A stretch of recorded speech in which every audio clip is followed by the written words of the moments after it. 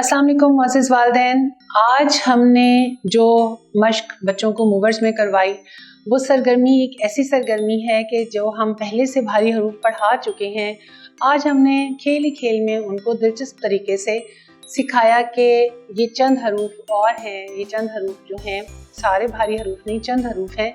इनसे शुरू होने वाले जो चीज़ें आपके सामने बनी हुई हैं उनमें रंग भरने हैं। जैसे फूल खाली है, उसमें कोई रंग नहीं है, उसमें रंग भर दें। झंडे में रंग भरें जो जे से शुरू होता है। थे से थैले में रंग भर दें। सीढ़ी में रंग भर दें जो अड़े से शुरू होता है। फिर उन सारे हरूफ को आप मिला कर देखें, बच्चों से पूछें कि यहाँ रे से क्या है, जे से क्या है, छे से क्या है, भे से क्या है। इस तरह से बच्चों को बहुत ही आसानी के साथ याद हो जाता है। खेल ही खेल में जब बच्चा सीखता है तो वो ज़्यादा अच्छे तरीके से सीखता है।